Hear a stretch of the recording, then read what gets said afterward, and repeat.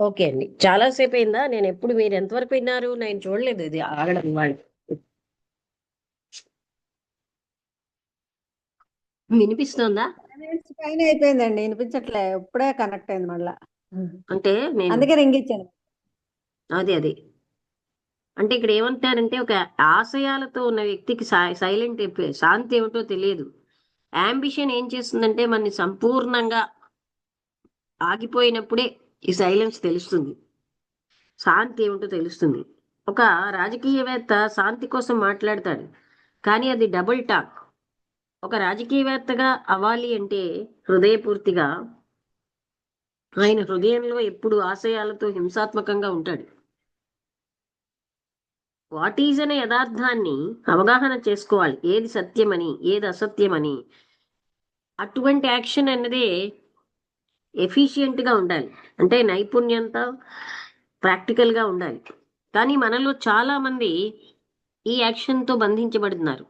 ఏదో ఒకటి చేయడం, ఏదో ఒక దాన్ని స్థాపించడం, ఏదో ఒక ప్లాన్ని నిర్వహించడం. What is true and what is false అన్నది చాలా క్లిష్టంగా అయిపోతుంది. అవసరం కూడా పట్టం లేదు. అందుకనే మన యాక్షన్ అంతా కూడా తప్పనిసరిగా దుఃఖానికి, బాధకి దారితీస్తుంది. ద్వేషం లేకపోవడం ప్రేమ కాదు.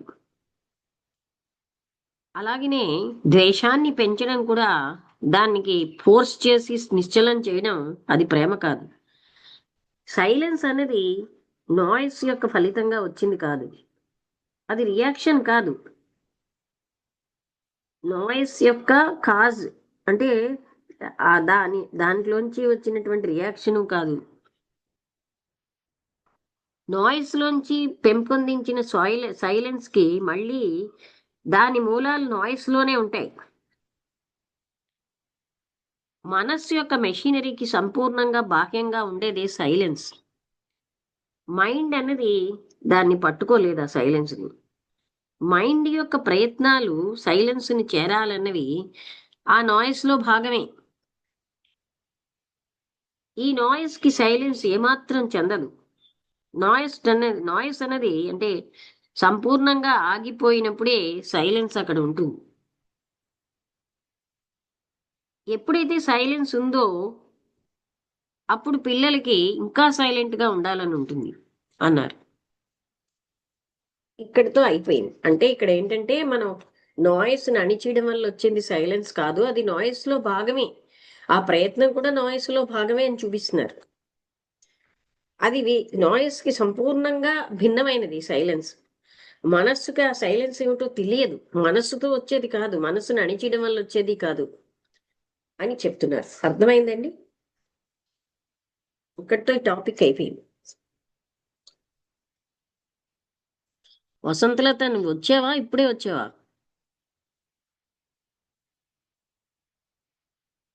వచ్చాను లక్ష్మి, చాలాసేపు అయింది. మ్హూ. అయితే ఏమైనా చెప్పగలవా? నువ్వు అర్థమైందా? అంటే అదే అంటే ఆ ఇద్దరు టీచర్లు ఎవరు వచ్చారో వాళ్ళు పిల్లల తాలూకా అంటే స్కూల్లో నాయిస్ అనేది ఒక పెద్ద ప్రాబ్లం అండి. పిల్లలు అలా రణగొణగొణ ధ్వనిలు చేస్తూ ఉంటారు. వాటిలో అన్నారు అది సహజమే వాళ్ళకి ఆ ఏజ్ లో. కానీ ఆ మనకి చాలా కష్టం వాళ్ళకి బోధించాలి సైలెన్స్ తాలూకు ప్రాముఖ్యత అని. అంటే అక్కడి నుంచి ఆ కాన్వర్సేషన్ అలా మిగిలిన అయింది, కంటిన్యూ అయ్యి. అప్పుడు అతను చెప్పేది ఏంటంటే ఇదే, ఇది మనం మ్. నువ్వు ఉండండి అన్నంత మాత్రాన అదేమో వాళ్ళు సైలెంట్ అయిపోరు. మహా అయితే భయంతో కొంచెం సేపు సైలెంట్ గా ఉంటారేమో మాట్లాడకుండా. కానీ తర్వాత మళ్ళీ అదే మొదలుకు వస్తుంది. రెండోది ఏంటంటే మనం సైలెన్స్ ఇప్పుడు అన్నట్టు అది మ్. ప్రయత్నంతో ఏంటంటే ఆ వచ్చేది కాదు. మనస్సు ఎప్పుడైతే దాంట్లో ఉండేటువంటి భావాలు, బాధలు, ఇమోషనల్ ఇవన్నీ డిస్టర్బెన్సెస్ అవన్నీ తగ్గిపోతాయో మ్. ఆటోమేటిక్ గా మైండ్ అనేది సైలెంట్ అయిపోతూ ఉంటుంది. ఆ అది ఆ టైప్ అదే అసలైనటువంటి సైలెన్స్. కానీ ఈ నాయిస్ అనేది అదే దాన్ని కొంచెం స్ట్రెచ్ చేసి ఆ మీనింగ్ ని, మనలో ఉండే అంబిషన్స్, మనసు ఎప్పుడు మీరు ఎప్పుడు మీరు కూడా ఎప్పుడు గొడవ చేస్తూనే ఉంటారు, మీకు తెలుసా అని మధ్యలో ఎవరు అతను అడిగారు. అంటే ఏవి మెయిన్ ఇప్పుడు నేను గొడవ చేయడం ఏంటి, మీరు సైలెంట్ గా ఉన్నా సరే మనస్సు అనేది సైలెంట్ గా ఉండదు, అది 24 గంటలు చాటర్ బాక్స్ లా నడుస్తూనే ఉంటుంది దాన్ని. అది అది ఎప్పుడు తగ్గుతుంది అంటే మనలో ఆ డిస్టర్బెన్సెస్ అవన్నీ తగ్గిపోయినప్పుడు ఆటోమేటిక్ గా అది సైలెంట్ అయిపోతుంది. ఒకసారి ఆ సైలెన్స్ అనేది మన అంటే అనుభవంలోకి వచ్చినప్పుడు మనం మనస్సుకి సంబంధించింది కాదు సైలెన్స్. మనస్సుకు తెలియదు ఆ సైలెన్స్ ఏమిటో. కానీ మనం ఏంటంటే ఉత్తి బాహ్యమైనటువంటి ధ్వని లేకపోవడమే సైలెంట్ గా మనం సైలెన్స్ ఏమో అని మనం అర్థాలు చెప్తాము, కానీ అది అసలైనటువంటి అర్థం కాదు సైలెన్స్ అనేది. ఆ అంటే అని అణిచేయడం వల్ల వచ్చేది సైలెన్స్ కాదు, మనస్సుని అవును, అణిచేయడం వల్ల వచ్చేది బయట సైలెన్స్ కాదు. సైలెన్స్ కాదు, ఎందుకంటే బయటికి మనం ఏం అనకపోవచ్చు కానీ లోపల మాత్రం బాగా సంఘర్షణలు పడుతూనే ఉంటాం, లోపల లోపల ఏదో లోపల మాట్లాడుతూనే చర్ణ ఉంటుంది మనస్సు. ఆ అది ఆ విషయాన్ని గురించి ఆయన ఇప్పుడు దాని గురించి చెప్పారు. అది అది అంటే మనస్సుకి ఆ సైలెన్స్ అవగాహన అవ్వదు. మనస్సు ఉమ్. సంపూర్ణంగా ఆగినప్పుడు ఉండేదే సైలెన్స్. మనస్సుకి సైలెన్స్ ఎందుకంటే మనస్సే అసలు గొణగొణలాడుతూ ఉంటుంది, మరి దానికి ఎలాగ తెలుస్తుంది? ఎప్పుడైతే అది ఊరుకుంటుందో కంప్లీట్ గా పని చేయకుండా అప్పుడే వచ్చేది సైలెన్స్ సుమి అని. అదే కదా మనకి మనసు నిశ్చలం అవ్వాలి ఏ విషయం సత్యాన్ని కూడా ఆఖరణ చదువుతున్నా. చాలాసేపు నువ్వు చదవలేదు అంటే ఏమైందో నాకు తెలియదు, మధ్యలో అయిపోయింది, అదే చూసాము నాకు ఎందుకు తెలియలేదు, నేను అయిపోయిందా. చదువుకుంటూ వెళ్ళిపోయాను. అంటే ఆగినట్టు తెలియకుండా నేను అలాగా చెప్తున్నాను అనమాట. తెలుసు, అవునవును, అది తెలుసు. సరే, అది అయినా ఆఖరణ ప్రేమ గురించి కూడా చెప్పారు, అదేమిటదో అది దేనికి కనెక్ట్ చేశారో అది ఆ ఎలా connect సైలెన్సే చేశారో. ప్రేమ. అందులో అంటే మనం ప్రేమ అన్నదాన్ని మనస్సుకు తెలియదు, అది అణిచేయడాల వల్ల వచ్చేది కాదు. అంటే ద్వేషం అణిచేస్తే ఉండేది ప్రేమ కాదు. ఉమ్, అవును, అవును. ఇవన్నీ అంటే అసలు మనం సర్ఫేస్ మీనింగ్స్ చూసుకుంటున్నాం, అందుకనే అంటే ప్రేమ ద్వేషము ఇలాంటి అసలైంది అది కాదు అని చెప్తున్నారు. అది ఇది బాగుంది, అది సైలెన్స్ అన్న విషయం గురించి చెప్పారు. కరెక్ట్.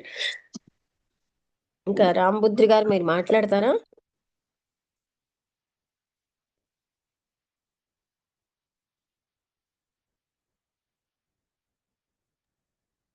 నమస్తే మేడం. నమస్తే అండి. అందరికీ నమస్కారం. అదే మేడం, సైలెన్స్ అనేది అంటే మనసుకు సంబంధించింది కాదు అని ఇక్కడ డిస్కస్ అవుతుంది. అది కరెక్టే కదా మేడం. అంటే ఇప్పుడు మనము బాహ్యంగా వచ్చే సైలెన్స్ గురించి ఆలోచిస్తున్నాము. అంటే బయట శబ్దాలని ఆ శబ్ద కాలుష్యాన్ని అణచాలని ఇచ్చేస్తున్నాము. కానీ అంతర్గతంగా ఘర్షణ పడే మనస్సు మనస్సు అది ఎప్పుడు మనం మాట్లాడుతూనే ఉంటుంది. మనం ఎంత ఒంటరిగా ఎంత నిశ్శబ్దంతో కూడిన ఒక ప్రదేశానికి వెళ్ళినా కూడా ఆ మనసు గోల చేస్తూనే ఉంటుంది. ఆ మనసు సంఘర్షణ అలాగా కంటిన్యూ అవుతూ ఉంటుంది. అంటే ఒక ప్రశాంత స్థితి కోసం, ఒక అద్భుతమైన శాంతి కోసం ప్రయత్నం చేద్దాము అని చెప్పేసి ఉన్న చోటు నుంచి ఒక నిశ్శబ్దమైన ఒక ప్లేస్ను వెతుక్కొని అక్కడికి పోయి అక్కడ ఉన్నా కూడా ఆ శాంతి ఆ నిశ్శబ్దము అనేది మనకు బయట నుంచి ఆగిపోయింది. బయట మామూలు శబ్దాలు ఆగిపోయాయి. కానీ మనసులో ఉండే ఘర్షణ అలా జరుగుతూనే ఉంది. దానివలన ఏందంటే ఆ నిశ్శబ్దం యొక్క అంటే బాహ్య నిశ్శబ్దం ఉన్నా కూడా మనిషి ఆ నిశ్శబ్దాన్ని ఆస్వాదించలేకపోతాడు. అంటే తనలో ఉండే అంతర్గత గోల ఘర్షణ మన ఆగిపోలేదు. మనస్సు గోల ఉంటుంది. అందువల్ల అవును మేడం. ఆ గోల వల్ల అక్కడ కూడా ప్రశాంతత అనేది కనిపించడం లేదు. ఎక్కడైతే శబ్ద ప్రపంచంలో నుంచి నిశ్శబ్ద ప్రపంచంలోకి వెళ్ళా కూడా అక్కడ కూడా అతనికి ఆ స్థితి దొరకడం లేదు. ఎందుకు అంటే అంతర్గతంగా తన ఘర్షణ తను పడుతూనే ఉన్నాడు. ఆ ఘర్షణ నుంచి బయటికి ఎలా రావాలనో అర్థం కాక ఆ, మళ్ళీ అక్కడ కూడా నాకు శాంతి దొరకలేదు. అంటే నేను ఎక్కడ ప్రపంచంలో ఏ పరిస్థితిలో ఎక్కడికి వెళ్ళినా నాకు శాంతి ఆ ఆ ఆ యొక్క శబ్దరహిత స్థితి అనేది ఏర్పడడం లేదు అనేది అతను గ్రహించి మళ్ళీ అక్కడ కూడా విసుగు, నిరాశ ఇదే అతనికి సంప్రాప్తం అవుతుంది. అంటే అతని అందువల్ల అభిప్రాయం ఆ, ఏంటంటే ఆ మనస్సుని అణిచేస్తే శాంతి ఉంటుందని. అప్పుడు ఆయన అవును చూపెట్టారు, మేడం. మనస్సును అణిచేయడం వల్ల ఉండేది శాంతే కాదు, మనస్సుకు తెలియదు ఆ శాంతి ఏమిటో అని. ఉమ్. అంటే ఇప్పుడు ఇప్పుడు ఇక్కడ మన క్వశ్చన్ ఏంటంటే ఒక శబ్ద ప్రపంచం మన చుట్టూ ఉన్నప్పుడు ఆ, అంటే ఇప్పుడు మన మనస్సు దాని మీదికి పోయినప్పుడే మనం గందరగోళ స్థితి ఏర్పడుతుంది. అదే మన మనస్సు దాని మీదికి వెళ్ళనప్పుడు మన అంతర్గత శాంతి మనకు ఉండనే ఉంటుంది అనేది చెప్తున్నారా గురువు గారు? మనస్సు దాని మీదకి వెళ్ళకపోవడం కాదండి, ఆ శాంతి అనేది మనస్సుకి సంబంధించని శాంతి ఉంది, మనస్సుకి పట్టుకోలేదు ఆ శాంతిని. ఆ మనస్సు నిశ్చలమైనప్పుడు ఆ శాంతి తెలుస్తుంది, అది ఎప్పుడు ఉంటుంది అక్కడ. కానీ మనస్సు నిశ్చలమైనప్పుడే దాన్ని పొందగలం, మనస్సు అంటే యొక్క ఇప్పుడు సౌండ్లో అది పొందలేకపోతున్నాం. అయితే మనసు మనసు సౌండ్ లో పొందలేకపోతున్నాం. మరి అప్పుడప్పుడు మనకు ఒక ఒక శాంతి దొరుకుతుంది కదా. అంటే మనం మన మన మనసు యొక్క ఆలోచన విధానాన్ని అక్కడ కేంద్రీకరించినప్పుడు ఆ, ఒక రకమైన ఆ నిశ్శబ్దంలో ఒక శాంతి ఆ, అంటే అది ఎక్కువసేపు లేకున్నా అది కొంచెం దొరుకుతుంది కదా. దాని ఆ, దాన్ని ఏమంటారు? అది అలిసిపోయి ఒక గడి ఆగుతుంది, దాన్ని శాంతి అనుకుంటాం. పిల్లలు అలిసిపోయి అవునా? అలిసిపోయి ఒక గడి ఆగితే ఎంతో హాయిగా అలా ఉంటుంది అనమాట. ఆ మనస్సు దాని చాటరింగ్ లో దాని గోలలో అలిసిపోయి ఒక గడి ఆగితే అదే మనకి శాంతి అనుకుంటాం. ఆహా. అదే మేడం. అప్పుడప్పుడు అది దొరికినట్టు అనిపిస్తుంది. అదే ఆ, దొరికినట్టు అనిపించి సంతోషం అనిపిస్తుంది. మళ్ళీ మధ్యలో ఆ, మళ్ళీ మళ్ళీ మామూలు ఇదే వస్తుంది అది. ఆ, అదే మేడం. అంటే ఇప్పుడు మౌనానికి నిశ్శబ్దానికి ఆ, ఏమన్నా తేడా ఉందా? నిశ్శబ్దం వేరు, మౌనం వేరా? అంతే కదండి, మనస్సు టోటల్ గా నిశ్చలం అయినప్పుడు ఉండేదే అది. మౌనం అంటే అంటే బాహ్యంగాను అణిచేసుకోవడం వల్ల కూడా మౌనం వస్తుంది కదండి. మాట్లాడాలని ఉంటుంది, అణిచేసుకుంటాం, ఆలోచనలు ఉంటాయి, అణిచేస్తాం, అది సైలెన్స్ కాదు. అంటే మౌనం అంటే మనసు నిశ్చల స్థితికి వచ్చినప్పుడు ఆ, చెప్పేదాన్ని మౌనం అని సహజ అంటున్నారు. నిశ్చల అది స్థితి, కరెక్ట్? సహజంగా అణుచుకోకుండా అది అది అండర్స్టాండింగ్ వల్ల వస్తుంది. అణిచేయడం వల్ల అది అది మనం అనుకుంటాం కానీ అక్కడ చాటరింగ్ ఉంది ఇంకాను, అది శాంతి కాదు. అంటే మనసు అణిగినప్పుడు వచ్చిన తర్వాత మౌని అంటారు కదా. ఆ స్థితి నిజమైన శాంతి, అంటే మౌని సైలెంట్ అని అది. నోరు మూసుకున్న వాడిని అంటున్నారు, అని వాళ్ళు ఏ భావనలో అన్నారో అది మనం తెలుసుకోవాలి కదా. మ్మ్. అందుకని వాళ్ళల్లో అందం అని కాదు, కానీ మనస్సుకి ఆ సైలెన్స్ తెలియదు, మనస్సుతో పట్టుకోలేం. మ్మ్. మ్మ్. అవాంగ్మానస అంటే ఆ మనస్సుకు అగోచరమైన ఒక శాంతి ఉంది అంటారు. There is a hmm. Peace that passeth understanding, it abides in the hearts of those who live in the eternal.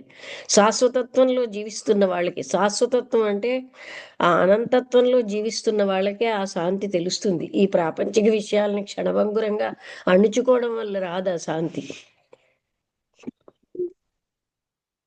అంటే మరి ప్రయత్నపూర్వకంగా ఒక రాదు. ప్రశాంత ప్రదేశానికి వెళ్ళి ఈ ప్రయత్నాలు చేస్తుంటాం కదా, దాని వలన ప్రయోజనం అసలు ఉండదా? కొంతైనా దొరుకుతుందా? అంతా లేదు, అంతా ఉంటే పూర్తిగా ఎప్పుడైతే మనస్సు సంపూర్ణంగా బలవంతం లేకుండా నిశ్చలం అయినప్పుడే అది అక్కడే ఉంటుంది, ఎక్కడికి వెళ్ళక్కర్లే. అంటే ఇప్పుడు మనం ధ్యానంతో ప్రయత్నం చేస్తాం కదా మేడం, ఒక ప్రశాంత ప్రదేశానికి, ఒక శిఖరానికి వెళ్ళే ఒక ధ్యా ఎక్కడో ఒక. అదంతా ఆ శాంతి కాదండి, ప్రయత్నం వల్ల దొరికేది అది కాదు. అంటే నిరంతర ప్రయత్నం వలన కొంత అన్నా ఎక్కడన్నా ఒక దాని దాని ఒక ఛాయ దొరికితే దాన్ని కంటిన్యూ చేయడానికి అవకాశం ఉందా? నిరంతర ప్రయత్నం వల్ల దొరికిందని తృప్తి పడతారు, కానీ అది అది అది ఆ సైలెన్స్ కాదండి. కంటిన్యూ చేసేవాడు ఉన్నంత వరకు ఆ సైలెన్సే లేదు.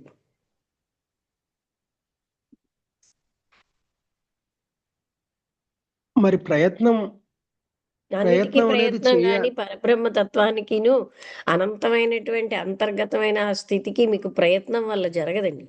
ప్రయత్నించేవాడే అడ్డు అక్కడ.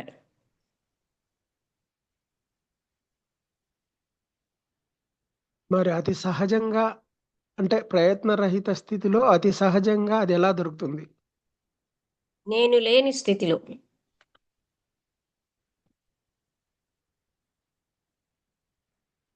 నేను లేని స్థితిని పట్టుకోవడం అసాధ్యంగా పట్టుకునేవాడు కనిపిస్తుంది కదా లేడు. మేడం.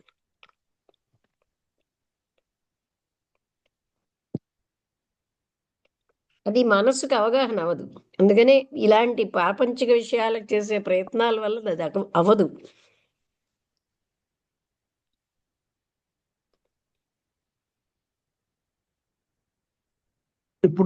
ఇప్పుడు అంతా జరుగుతున్నదంతా ఒక్కటే కదా మేడం, ధ్యాన ప్రక్రియ ద్వారా అది పొందగలుగుతున్నాము మేము. ధ్యానం కాని అది దాన్ని అది ధ్యానం అని చెప్తామండి. ప్రయత్నపూర్వకంగా చేసేది ధ్యానమే కాదు. ధ్యానం చేసేమని తృప్తి మిగులుతుంది. దాన్ని ఏమంటారు? గ్రాటిఫికేషన్. మరి మరి దాంట్లో కొన్ని స్టేజెస్ పెట్టేసి నేను అక్కడికి చేరాను అనే ఒక భ్రమ అయితే కల్పిస్తున్న కల్పించడం జరుగుతున్నదా అది, లేకపోతే నిజంగానే ఒక పెట్టిన స్థితి వాళ్ళని అనేది? అడగాలి ఆ స్టేజెస్ కదా.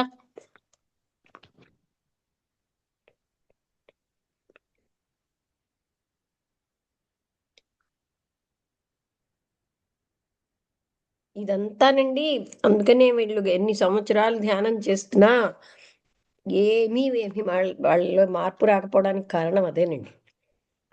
అణిచేస్తూ ఉంటారు, ఆ క్షణానికి అణిచేసి మేము ఎంతో గొప్పగా వెళ్ళిపోయాం అంటారు. అణిచేయడం వల్ల వచ్చేది కాదది.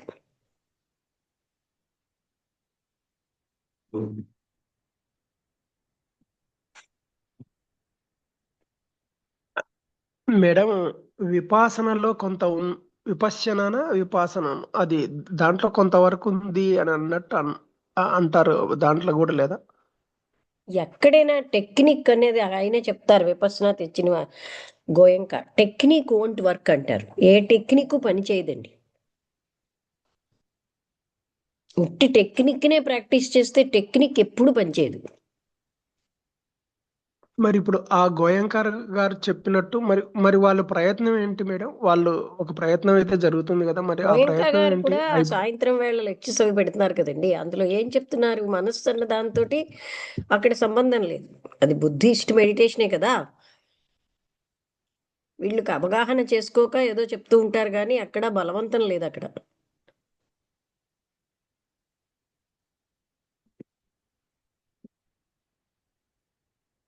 అంటే ఇప్పుడు విచారణ ఆ స్థితికి చేరుస్తుందా? అసలు సోపానం ఏంటి?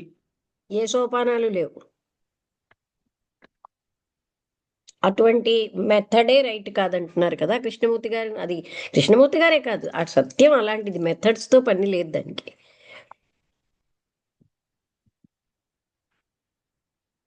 అంటే ఇది ఇది ఇది ఆ కర్మ ప్రాప్తితోటే రావాలి, లేకపోతే ఎలాగా ఇది?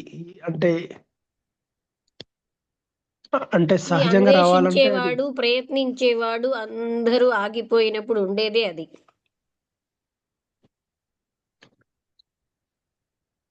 అసలు ప్రయత్నరహితంగా ఉండేవాడంటే ఇప్పుడు ఇప్పుడు ఇప్పుడు మనం ఇప్పుడు మనం మీరు ఇప్పుడు ఇక్కడ కొంచెం సత్సంగంలో మాటలు కూర్చుని మాటలుగా కాకుండా కొంచెం ఉం. ఇంట్యూషన్ పెడితే మీకు అర్థం అవుతుంది.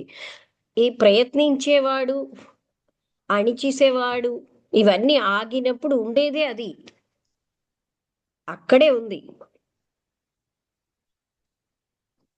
ఈ ప్రయత్నించేవాడే అక్కడ అడ్డు.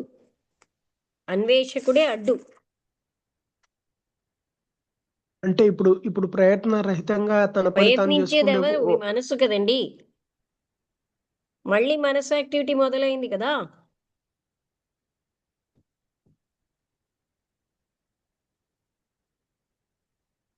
అంటే ఇప్పుడు ప్రయత్నరహితంగా ఉండే వాళ్ళల్లో అది అది అది ఇక్కడ దొరుకుతుందా? ప్రయత్న అది కూడా రహితం అని దొరుకు మీరు అలాగా మాటకి అలాగే అర్థం ఎందుకు చేసుకుంటారు?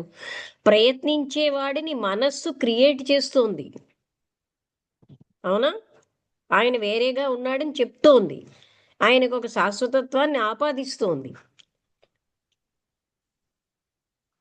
ఆలోచన, ఆలోచించేవాడు రెండు ఇద్దరు కాదు.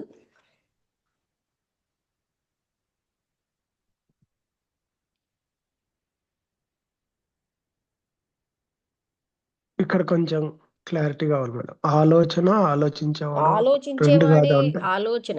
ఆలోచనే ఆలోచించేవాడిని తయారు చేసింది. ఆలోచించేవాడు కూడా ఒక ఆలోచన భాగమే. నిన్ననే మనం నేర్చుకున్నాం కదా ఈ విషయం.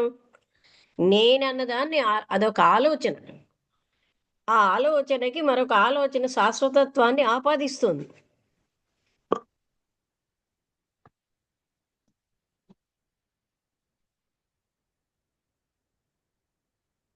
ఇప్పుడు నేను నా ఆలోచనను విభజించాను కాబట్టి నేను ఇలా ఉన్నాను అంతే. ఏంటండి? నా ఆలోచనని అంటే నేను అనే ఇప్పుడు నేను అనే నా యొక్క స్థితిని నేను సపరేట్ చేసుకుంటున్నాను. ఏంటంటే నేను వేరు, నా ఆలోచన వేరు అని. దానివల్ల ఈ ప్రాబ్లమ్స్ ఎవరు వస్తున్నాయి. చేసుకుంటున్నారు? మీరు కాదు ఆలోచన. మీరు ఎక్కడున్నారు అట్లా? మిథ్యా నేను తప్ప. ఆలోచన ఆలోచన వేరు, ఆలోచించేవాడు వేరు అని చూపిస్తోంది మనకి. నేను ఒకడు ఉన్నాడన్న దానికి శాశ్వతత్వాన్ని ఆపాదిస్తోంది. అందులో కొట్టుకుపోతున్నాం మనం. అది జన్మ జన్మల నుంచి అలవాటు అవ్వడం వల్ల అది గట్టిగా పాతుకుపోయింది మనకి. నేనన్నది అసలు ఉందా అని మనం ఎప్పుడు చూడం. అదే మేడం, నేను విభజించుకున్నప్పుడు ఏమవుతున్నానంటే నేను దేహాన్ని అవుతున్నాను. దేహాన్ని అవ్వడం వలన ఆలోచనను సపరేట్ నేను చేస్తున్నాను. దేహాన్ని ఏంటి? నేనెవరు అక్కడ? ఆలోచన.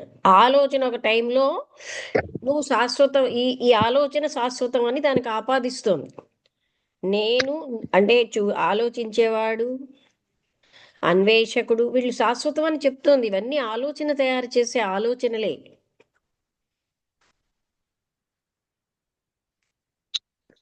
అసలు అసలు మొత్తానికి చెప్పాలంటే నేను అనే దాని మీద నాకు క్లారిటీ లేక నేను పడే ఘర్షణే ఈ జీవితం అంతే. మళ్ళా జీవితానికి డెఫినిషన్ ఎందుకు? మీకున్నది ఎంతో మీరు చూడండి. జీవితానికి డెఫినిషన్స్ ఇవ్వడం ఎందుకు? అంటే అది కాలం కాలం నిర్ణయించింది కదా, దాంట్లో ఉన్నాను అని. కాలము నిర్ణయం ఏమీ లేదండి. మీరేం చేస్తున్నారంటే గత జ్ఞానం మీ మైండ్లో ఉండిపోయింది. చెప్పిన దాన్ని నేనన్నది ఒక ఆలోచన అన్నది మీకు అర్థం అవడానికి ముందు నేను అక్కడ ఉన్నాను కదా అలా పెట్టుకుని చూస్తున్నారు కనుక అది మీకు ఎప్పుడైతే ఇది ఒక ఆలోచనే అని తెలిసిందో నేనుకు అస్తిత్వం ఎక్కడుంది?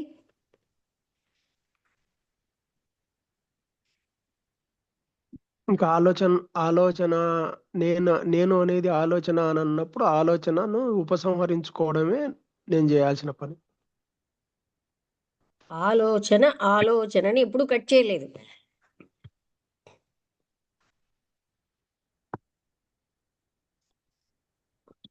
ఇవన్నీ ఆలోచనలే ఎంత కదండి. ఇప్పుడు మనస్సు చేసే ఆలోచనలే మీరు ఇప్పుడు మాట్లాడుతున్నవన్నీ. అది మనస్సుకి అవును, అందదు. అదే మేడం. ఇప్పుడు మీరు ఇప్పుడు ఏమనుకుంటున్నాం అంటే ప్రయత్నిస్తున్నదంతా ధ్యానం అంటారు, మరొకటి అంటారు, వాళ్ళు పెట్టారు, వీళ్ళు పెట్టారు. ఇదంతా మనస్సుతో పట్టుకోవడానికి ప్రయత్నమే.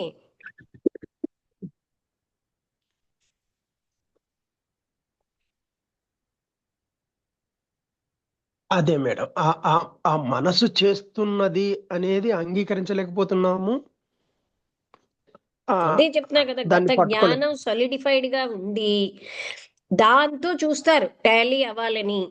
అదేలాగా చెప్పండి, అది వదిలేయడం అనేది కూడా అవసరం కదా. అప్పుడే రియల్ లిజనింగ్ ఉంటుంది. ఆ గత జ్ఞానం సత్యమా, స్టాండర్డా, మీ బుర్రలో పాతుకుపోయిన జ్ఞానం? దానికి ఏమిటి ప్రమాణం? మీ బుర్రలో పాతుకుపోయింది కనుక అది స్టాండర్డ్ అన్న అహంకారం ప్రమాణం. ఇంకేముంటుంది ప్రమాణం దానికి? నేను నేర్చుకున్నాను, అహంకారం నాకు వచ్చిన జ్ఞానం స్టాండర్డ్ అనే అహం, అది కూడా ఒక అహమే. నా ఆలోచనే రైటు, నా జ్ఞాపకమే రైటు, నేను ఆర్జించిన నా ఐడియాలే రైటు. ఇదంతా అహమేనండి. ఇదొక రకం అహం.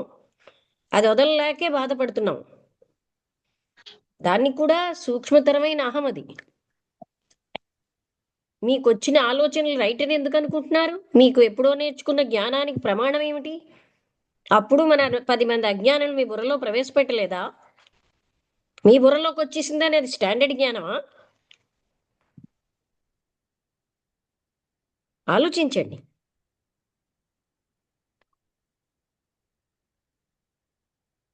ఎప్పుడో నేను ఎంతో సెన్సిటివ్గా ఉన్నప్పుడు తిష్ట వేసుకు కూర్చున్న ఆలోచనలు అవి నా బుర్రలో తిష్ట వేసుకున్నాయి కనుక అవి కరెక్ట్.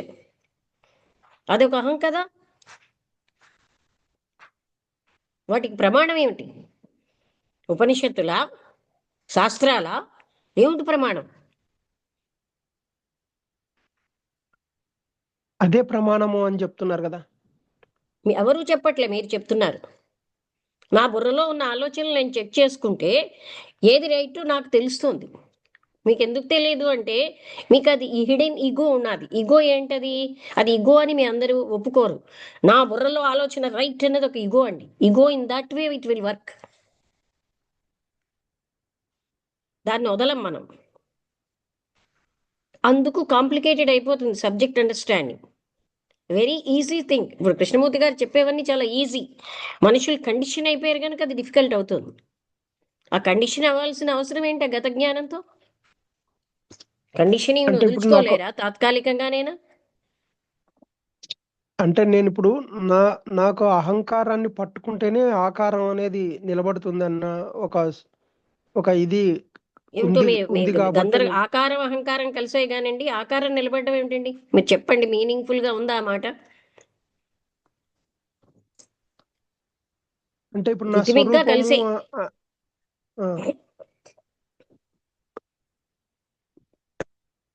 ఇప్పుడు నేను భ్రమలో నిలబడిన ఒక స్వరూపాన్నే స్వరూపంగా భావించడం జరుగుతున్నదని అనిపిస్తున్నది. మరి అది అది నిజంగా అది తెలుసుకుంటే అది అక్కడ అక్కడ అక్కడ ఉండే ఉండదండి. పాము ఉందని మీకు నిజంగా అర్థం అయితే ఏం చెయ్యాలనేది వెంటనే మీకు యాక్షన్ మనకి హృదయంలోంచి వచ్చేస్తుంది. అందుకని మీరు ఏదో మాటల పరంగా కాకుండా నిజంగా తెలుసుకుంటే అది ఆ క్షణమే పోతుంది. మరి అది అది నాకు అర్థం కావట్లేదు. అది తెలుసుకోవడం అర్థం అనేది అవ్వదు, అదే కండిషన్ అదే అయిపోయారు మీరు గత జ్ఞానంతో. అది మీ హెడేక్. ఆ కండిషనింగ్ నుంచి బయటికి రావడం మీరు చెయ్యాలి. సాక్షాత్తు విష్ణుమూర్తి చెప్పినా మీకు అర్థం కాదు, ఎందుకంటే మీరు కండిషన్ అయిపోయారు.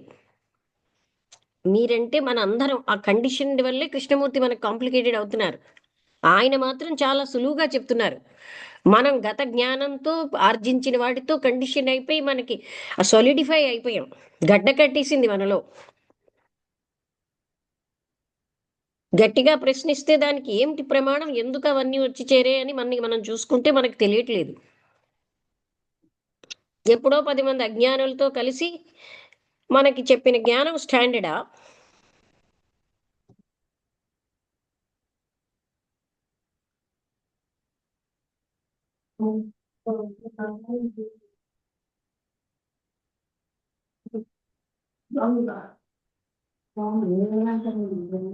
నాకు వినబడటం అయితే ఇప్పుడు లేదండి. ఇప్పుడు అయితే ఇప్పుడు జరుగుతున్న ఈ ఘర్షణే సాధన అనే పేరు మీద సాధన నడుస్తుందంటారా? కాదండి అది.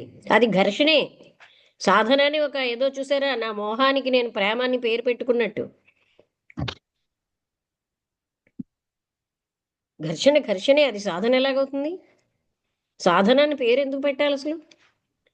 సాధనే లేదండి. మీరు ఎప్పుడైతే గ్రహించారో అది వెంటనే పోతుంది అక్కడ. గ్రహించడాన్ని ఇష్టపడటంలే.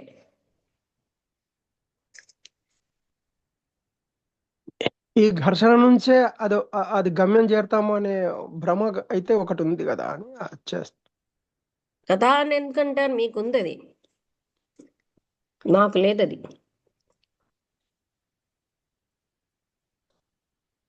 ఘర్షణ వల్ల ఎప్పుడూ ఎక్కడికి చేరం సరికదా. దుఃఖం, బాధ, కన్ఫ్యూషన్లోనే జీవిస్తాం. సంఘర్షణ అదే మిగులుతుంది జీవితంలో.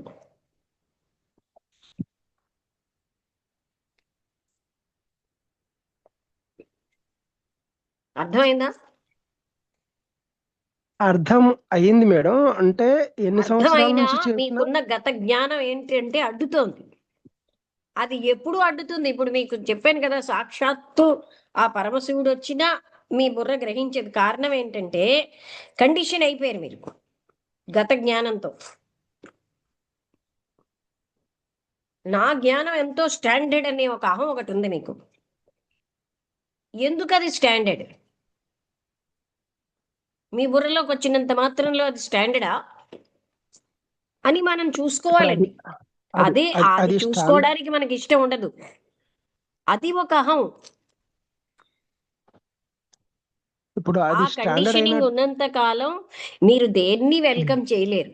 అందుకే కృష్ణమూర్తి గారిని చాలా మంది, కృష్ణమూర్తి గారే కాదు, ఆయన చెప్పిందే మన శాస్త్రాలు చెప్తున్నవే ఆయన చెప్తున్నారు. సత్యం ఎప్పుడూ ఒకటే. సమీక్షించే పద్ధతి డిఫరెంట్ గా ఉండొచ్చు కానీ.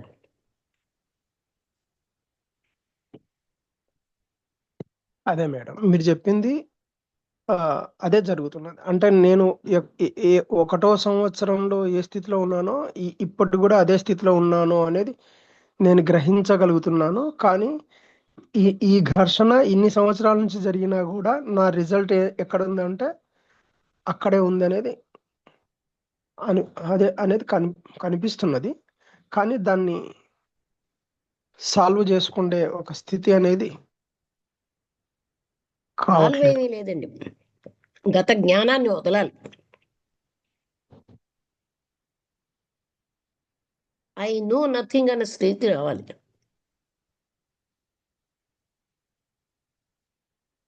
When you know something you cannot learn anything.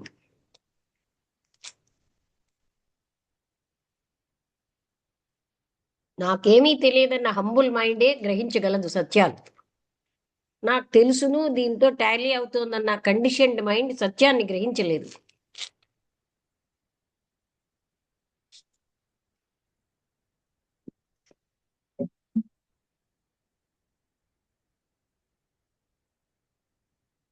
చెప్పాను కదా, మాకు ధర్మాకర్ రావు గారని English head of the department in BEd college ఉండేవారు. నేను జేకే తత్వం కోసం మాట్లాడి లెక్చర్ డౌట్స్ అడగండి అన్నాను. ఎన్నిసార్లు అడిగినా ఆయన వచ్చి నాకు ఆ లెక్చర్ అంతా అయిపోయాక, అమ్మా డౌట్స్ అడగాలంటే అర్థం కావాలి కదా అన్నారు. అంటే నేనన్నాను, కృష్ణమూర్తి భాష సింపుల్ అండి, ఆలోచనలు సింపుల్, మనం కండిషన్ అయిపోయాం, అందుకే మనకు అర్థం కావట్లేదు అన్నాను. అర్థమైందా మీకు?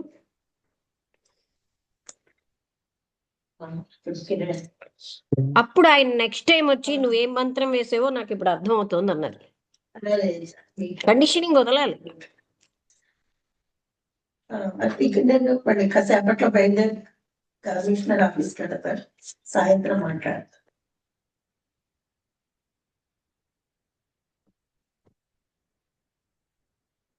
మనం గత జ్ఞానం వదలం, మన సంపదలు వదలం, నా నా నా నా నా నా అనే మోహాలు వదలం. మనకేమో ఆత్మజ్ఞానం వచ్చేయాలి కదండి. కుస్తీలు పడితే వచ్చేస్తుందా?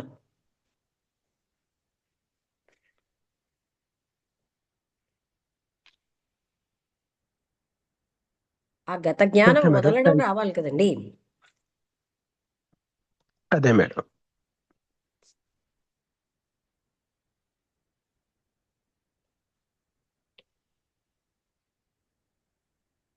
అంటే గత జ్ఞానం వదలడం అంటే నన్ను నేను వదులుకోవడమే అంతే, ఇంకా అంతకంటే ఏం లేదు. మీరున్నారేంటండి? మీ మనసు తయారు చేసిన మీరున్నారు కానీ మీరున్నారా?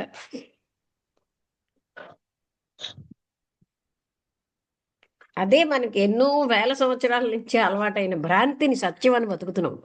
ఆ భ్రాంతి మీద ఆ సత్యం అని బతకబట్టి గందరగోళం అంతా వస్తుంది.